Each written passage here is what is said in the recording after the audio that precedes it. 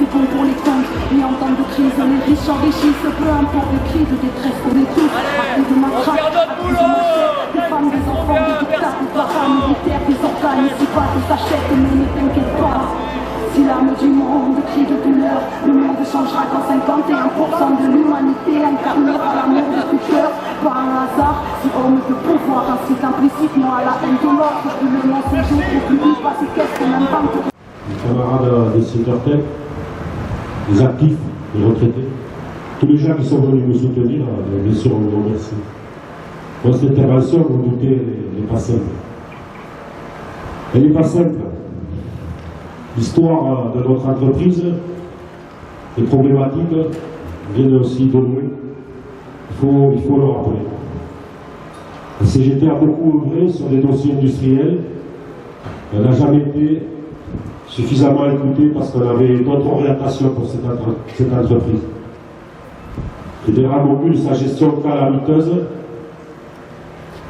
un coup on est au cœur de leur métier, un coup on n'est plus, un coup je te vends, un coup je ne sais plus quoi faire, un coup ça repart.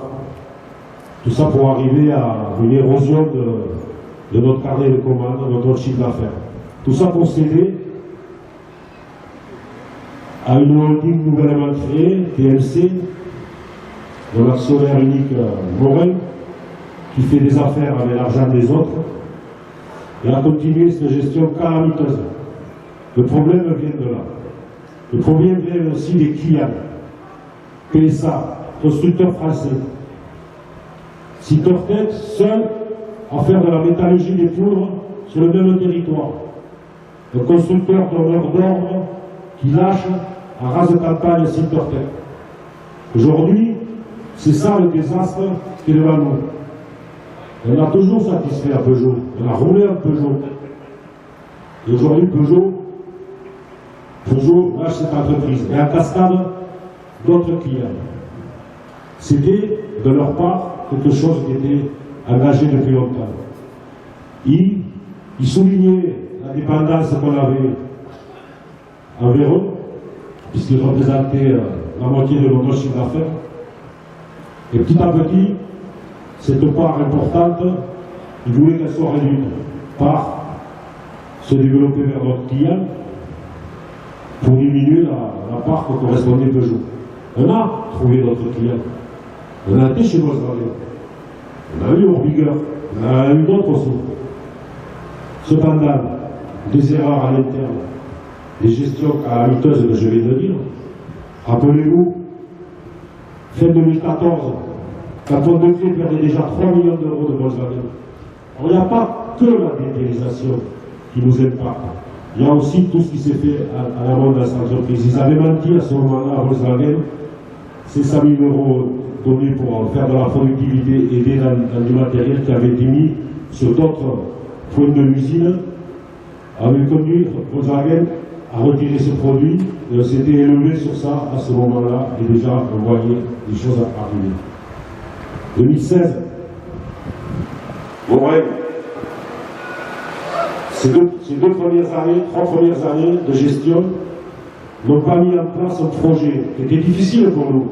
Il y a eu des concessions sociales, il y avait un vrai projet industriel d'investissement, etc., qui n'a pas du tout été mis en œuvre.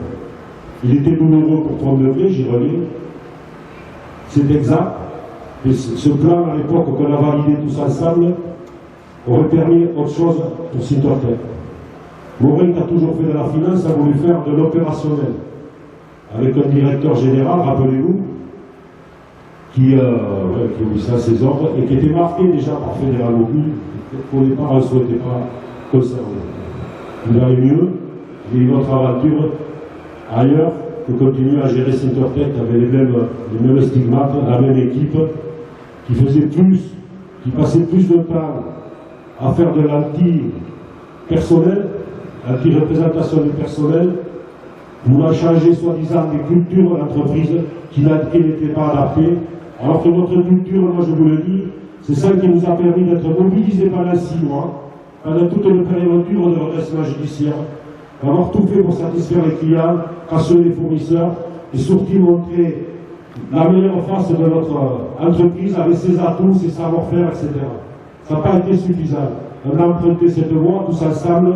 Pour moi, c'est toujours la bonne. Cependant, personne n'a été convaincu de venir à Silvertech. Et je reviens aux constructeurs, ils n'ont pas été très actifs pour que quelqu'un vienne s'adosser à cette entreprise. Il est là le désastre. Pour arriver à une offre de reprise présentée avec violence, arrogance, envers le personnel, envers aussi les clients, je pense que ce repreneur avait un attrait pour notre technologie, mais se sont vraiment mal pris. Mal pris de tout point de vue. Les délais sont passés très vite, et aujourd'hui on essaie de nous faire endosser le fait que les délais ont été mangés par les salariés qui soi-disant ne voulaient pas répondre, donner un aval, c'est-à-dire donner un blanc-seing sans aucun élément, sans aucun éclairage sur ce que serait le projet de Le Bronze. C'est ne pas respecter les salariés qui malheureusement ont vécu des périodes difficiles, économiques, des problèmes de licenciement en 2009, en 2015, des salariés qui ont su bâtir des idées industrielles pour l'entreprise avec leurs représentants, qui auraient dû mériter, au regard des 6 mois, comment on a travaillé, etc., d'être considérés différemment et comme vraiment l'acteur permanent de l'entreprise. Mais non, nous on voulait inscrire ça dans une procédure menée par l'administrateur judiciaire, parce qu'à un moment donné, quand un CE est consulté pour donner des avis sur un dossier, il recueille l'avis des salariés. Cette personne de pouvoir consulter, qui venait comme si c'était une consultation d'employeur, a fait croire que la consultation ne voulait pas la pratiquer. Or, la consultation, c'est les orientations de la CGT, c'est notre essence, et c'est comme ça qu'on a toujours pratiqué avec vous, mais aujourd'hui, on n'a à aucun moment eu tous les tenants, tous les aboutissants et tous les éléments pour vous éclairer. C'est pour ça qu'on n'est pas arrivé au bout. Aujourd'hui, il n'y a pas d'offre. Le tribunal va statuer par rendre son délibéré mardi, mais sachez qu'on va sur une liquidation de l'entreprise. Je ne vois pas comment, dans les 5 jours, les choses pourraient changer. Ils ont, face à eux, ils ont fait un travail, je pense, intéressant, parce qu'on se retrouve souvent en phase quand on dénonce la façon dont le problème est arrivé jusqu'ici, quand on dénonce la façon dont procédaient certains autour de l'entreprise, quand on dénonce l'absence de l'État. Si, ils ont mis le Syrie dernièrement en jeu pour faciliter les discussions avec lui. Les régions aussi nous soutiennent, ouais, mais pas beaucoup. Hein. Aujourd'hui, déjà, ils emploient les arguments qu'on n'aurait pas voulu donner un blanc-seing à Rosalinde, que c'est l'origine de tout le monde. Non, c'est pas ça l'origine de tout le monde. Aujourd'hui, c'est le gros problème de l'industrie dans ce pays. On en est malheureusement un exemple parmi tant d'autres. Je pense que si dans ce pays, il n'y en a pas une repolitisation de l'économie, il va y avoir encore beaucoup de désastres autour de nous. Et c'est grave. Un pays sans industrie, c'est une grosse problématique.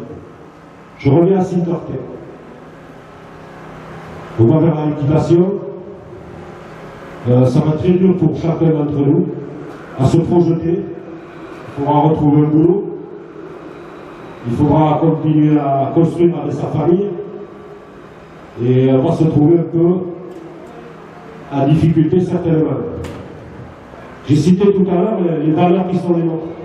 Les collectifs de travail, la fraternité, la vie de travailler ensemble, la solidarité, la culture d'entreprise qu'on a voulu nous enlever, mais qu'on a entre nous, et qui est une bonne chose pour le travail.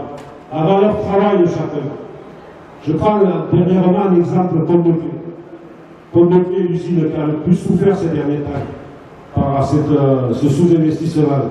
Des gens qui ont travaillé dans des conditions très difficiles. Quand on avait prescrit et le travail qu'ils faisaient, c'était la nuit, le jour. Et en plus, ils étaient culpabilisés. Je pense à ces gens-là qui ont baissé les bras il y a quelques jours. Ils les ont eu musclés, élevés pendant longtemps. On ne va rien les reprocher à ces gens-là. comme certains voudraient le faire. Voilà ce que je veux dire. Notre culture, c'est ça. Aujourd'hui, on va être devant des échéances personnelles, certainement, mais il va falloir qu'on reste encore solidaire. Je crois qu'il y a une force collective encore pour peser sur les choses, pour peser sur les territoires, pour qu'on travaille à des remplacements de salariés, ne soient pas confrontés tout seuls, mais qu'on pèse collectivement, pour que chacun trouve une solution. Il faut aussi s'entraider entre nous. Il y en a qui vont craquer, d'autre part, il faut qu'on se soutienne. Il y a tout ça qui est devant nous. Notre vie Cindertech, elle continue par toute l'histoire qu'on a en commun.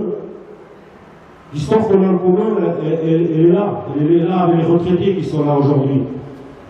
Par exemple, moi j'ai des collègues, des anciens collègues qui sont plus à Oloron, qui ont été licenciés, qui sont partis dans une autre aventure, etc. Ils sont toujours en contact avec nous. Ils ont la boîte dans le ventre encore. Mais cette boîte, malheureusement, physiquement, elle n'existera plus. Mais les femmes et les hommes qui l'ont faite jusqu'à présent, cette entreprise, il faut qu'on reste solidaires et qu'on continue à se battre pour que chacun d'entre nous puisse envisager le meilleur pour lui, sa famille et son entourage. Voilà ce que je peux dire aujourd'hui. On est suspendu en délibéré, qui arrive le délibéré, je corrige la raison, le 15.